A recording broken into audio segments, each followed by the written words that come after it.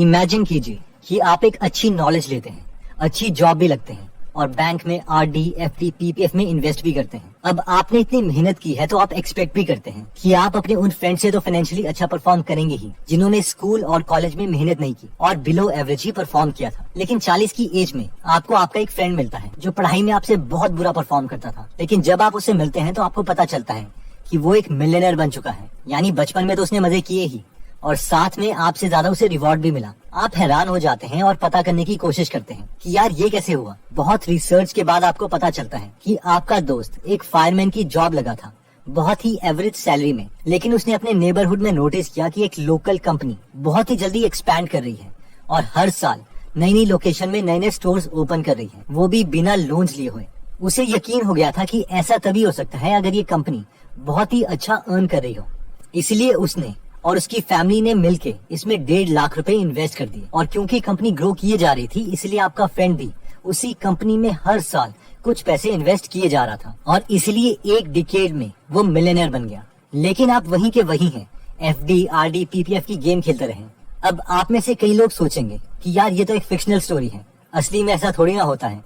लेकिन ये real example Peter lynch ने अपनी book one up on the wall street में दिया है, जहाँ पर एक फायरमैन टेम्पेक्स नाम की कंपनी के शेयर्स खरीदता रहा और फाइनली मिलियनेयर बन गया। और ये एक बेस्ट तरीका है पैसे से पैसे कमाने का। अगर अपना बिजनेस ना खोल पाओ तो कम से कम इतनी स्किल बना लो कि औरों के बिजनेस की ग्रोथ से पैसे कमाए जा सके। अब हम में से कई लोग सोच रहे होंगे कि सर ये तो बहुत डिफिकल्ट है, हर कोई ऐसा नहीं कर सकता, या फिर हमें इन्वेस्टमेंट समझ नहीं आते। लेकिन इस वीडियो में हम बच्चों की भाषा में सीखेंगे कि हम इन्वेस्ट कैसे कर सकते हैं। So let's start my dear brothers and sisters. Imagine कीजिए कि आप शॉपिंग के लिए बाजार में जा रहे थे और आपको आपका एक बचपन का दोस्त मिलता है, राहुल। आप दोनों काफी टाइम के बाद मिले हो तो आप दोनों डिसाइड करते हो कि चलो यार थोड़ा टाइम निकाल के एक रेस्टोरेंट में कॉफी पी जाए। वहाँ पर राहुल आपको बताता है कि उसने एक बिस्किट बनाने वाली फैक्ट्री लगाई थी और उसे अपना बिजनेस एक्सपैंड करने के लिए मिनिमम 1 लाख रुपए की जरूरत है। क्या आप उसे पैसे दे सकते हो? इसके बदले में वो आपको अपनी कंपनी का कुछ हिस्सा यानी शेयर्स दे सकता है। आप राहुल को कहते हो कि मुझे सोचने के लिए कुछ टाइम चाहिए और फिर बाकी घर की बातें करके आप दोनों रेस्टोरेंट से वापस आके अपने अपने घर की तरफ चल देते हो। घर की तरफ जाते हुए थोड़ी देर के बाद आपको आपका एक और बैचमेट मिलता है, विकास। आप विकास के साथ भी अगेन रेस्टोरेंट में बैठ जाते हैं थोड़ी गपशप करने के लिए। विकास भी आपको बताता है कि उसने भी राहुल की तरह एक बिस्किट की फैक्ट्री लगाई है और उसे भी 10 लाख रुपए की जरूरत है अपने बिजनेस के लिए। क्या आप उसकी हेल्प कर सकते हो? अब राहुल और विकास दोनों ने आपको कन्विंस करने की कोशिश की थी कि क्या आप इनकी कंपनी में इन्वेस्ट कर सकते हो, और दोनों आपसे ये भी कह रहे थे कि आपको कोई काम नहीं करना पड़ेगा, सिर्फ पैसे ही देने हैं। अगर कंपनी ग्रो हो जाती है तो आपके पैसे उतने ही रेट से ग्रो होंगे जितनी की कंपनी की ग्रोथ है, और वो भी बिना मेहनत के। आप पैसे से पैसा कमा सकते हो। आप घर में बैठ के सोचते हो कि क्या किया जाए। दोस्तों दोनों ही ठीक है आपके, लेकिन आपके पास इतने पैसे नहीं है कि आप दोनों में इन्वेस्ट कर सको। आप अपने फैमिली मेंबर्स को देखते हो और उनके फ्यूचर के बारे में भी सोचते हो कि आप बिना सोचे समझे पैसे इन्वेस्ट नहीं कर सकते। काफी टाइम के बाद आप सोचते हो चलो अगर मैं दोनों में से एक फ्रेंड की हेल्प कर ही रहा हूँ पैसे इन्वेस्ट करके, तो कम से कम मुझे इन दोनों के बिजनेस के बारे में कुछ पता तो होना चाहिए। आप काफी देर तक बैठते हो और आप राहुल और विकास को सेम ईमेल सेंड करते हो जिसमें उनसे बिजनेस से रिलेटेड आपने कुछ सवाल पूछे। ईमेल कुछ इस तरीके से है, डियर भाई, इससे पहले कि मैं तुम्हारे बिजनेस में पैसे इन्वेस्ट कर सकूं, मेरे तुम्हारे बिजनेस से रिलेटेड कुछ सवाल हैं। तुम जितनी जल्दी हो सके मुझे इन 5 सवालों के आंसर्स ईमेल में रिप्लाई कर दो ताकि मैं ठीक डिसीजन ले सकूं। पिछले साल तुमने कितने रुपए की सेल्स की थी? 2, उस सेल्स में से तुम्हें कितना प्रॉफिट हुआ था? 3, क्या तुमने बिजनेस के लिए अभी तक किसी से कोई उधार लिया हुआ है? अगर हाँ तो कितना? 4, अगर कल को बिजनेस में कोई दिक्कत आती है तो क्या बिजनेस के पास पहले से कुछ पैसे पड़े हुए हैं बैंक में ताकि उस बुरे वक्त में बिजनेस चल सके? और 5th, तुम्हारे पास खुद बिजनेस का कितना परसेंटेज है? पेरेंट्स और भाभी को मेरी तरफ से नमस्ते। आप अगले दिन उठते हैं और अपना मोबाइल चेक करते हैं। आप देखते हैं कि राहुल और विकास दोनों ने आपकी ईमेल का रिप्लाई किया है। राहुल आपको डेटा मेल करता है। पिछले साल की सेल्स 10 लाख, पिछले साल का प्रॉफिट 3 लाख, अभी तक का उधार 50,000, बुरे वक्त के लिए कुछ रिजर्व्ड पैसे 2 लाख, मेरे पास बिजनेस की परसेंटेज 95%। विकास की भी ईमेल आपको आती है, उसके नंबर कुछ इस तरीके से, पिछले साल की सेल्स 10 लाख, पिछले साल का प्रॉफिट 1 लाख, अभी तक का उधार 6 लाख, बुरे वक्त के लिए कुछ रिजर्व्ड पैसे 10,000, मेरे पास बिजनेस की परसेंटेज 10%। अब आप मुझे ये बताओ कि आपके सामने स्क्रीन में दोनों की डिटेल्स हैं। अब अगर आपको पैसे इन्वेस्ट करने ही हैं तो किस कंपनी में आप पैसे इन्वेस्ट करोगे? ऑब्वियसली कोई भी कॉमन सेंस अप्लाई करे तो वो राहुल की कंपनी में ही इन्वेस्ट करेगा, क्योंकि राहुल और विकास की कंपनी की सेल्स सेम होने के बावजूद राहुल की कंपनी का प्रॉफिट ज्यादा है, उसकी कंपनी का उधार कम है, सिर्फ 50,000 रुपीज, और बैंक में रिजर्व 2 लाख रुपए है। यानी बुरे वक्त में भी उधार देने में ज्यादा प्रॉब्लम नहीं आएगी, और उसका उसके बिजनेस में परसेंटेज ज्यादा है, यानी अपने बिजनेस के लिए वो ज्यादा कमिटेड है। आप में से कई लोग सोच रहे होंगे कि ये एग्जाम्पल तो ठीक है, लेकिन रियल लाइफ में से कैसे इम्प्लीमेंट करें। तो आइए रियल लाइफ में ये एनालिसिस करते हैं। ओके, तो सबसे पहले हम आते हैं screener.in पे, और वहां पर हम कोई भी कंपनी सर्च कर सकते हैं। Let's say Asian paints. अब जो 5 सवाल हमने राहुल और विकास से पूछे थे, वो सवाल हमें इन कंपनी से भी पूछने हैं। तो सबसे पहले हम खोलते हैं प्रॉफिट एंड लॉस स्टेटमेंट। तो सबसे पहले सवाल था कि क्या इनकी सेल्स इंक्रीज हो रही है या डिक्रीज हो रही है, यानी एशियन पेंट की सेल्स क्या है।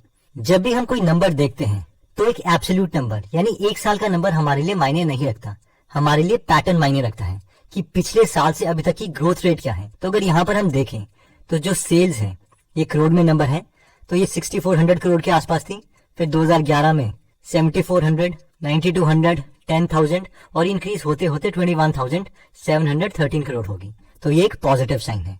नेक्स्ट सवाल था कि इसमें से इसका प्रॉफिट कितना है। तो ये सारा काट के प्रॉफिट बिफोर टैक्स और टैक्स देने के बाद अगर हम यहाँ पे बात करें तो 836 करोड़ प्रॉफिट था, फिर इंक्रीज हुआ 843, 989 और इवेंचुअली 3139, यानी हमें ग्रोथ भी दिखाई दे रही है प्रॉफिट में।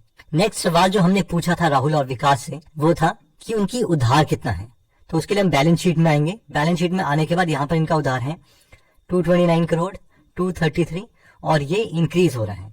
तो ये लग सकता है कि एक नेगेटिव साइन है, लेकिन इसको कवर करने के लिए नेक्स्ट क्वेश्चन था कि बुरे वक्त में इनके पास रिजर्व्स कितने हैं। तो यहाँ पर हम देखें तो रिजर्व कितना है 1614, 2092 और यहाँ पे 12,710 करोड़। तो अगर हम 2021 की बात करें मार्च, तो उसके अकॉर्डिंग जो उधार है, उधार से काफी ज्यादा रिजर्व हमारे पास पड़ा है, यानी बुरे वक्त में भी कंपनी स्टेबल रहेगी।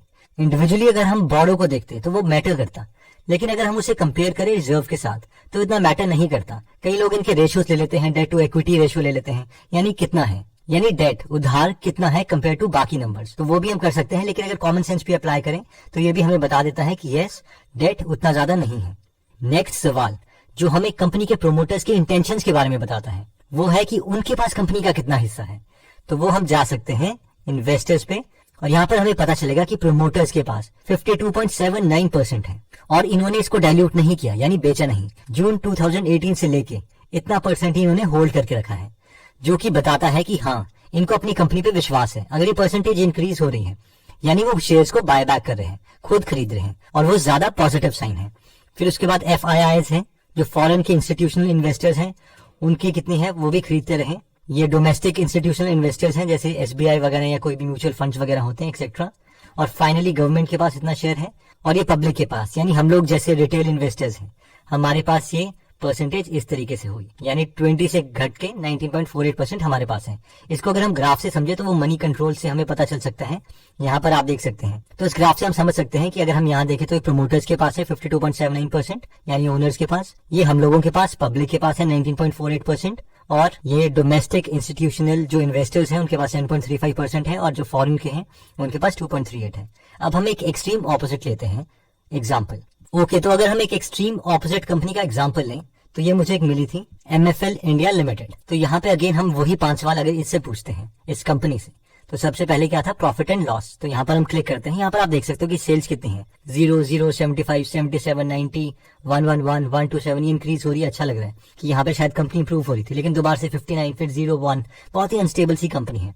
तो अगर हम प्रॉफिट के बारे में बात करें तो ये 0, 0, 1, 1, 0, 1, 1, 1, 0, -49 लॉस पे, फिर -25, फिर 32, पता ही नहीं चल रहा कि कंपनी में हो क्या रहा है। तो ये जो चीजें हैं ये बहुत ही नेगेटिव है ऑब्वियसली।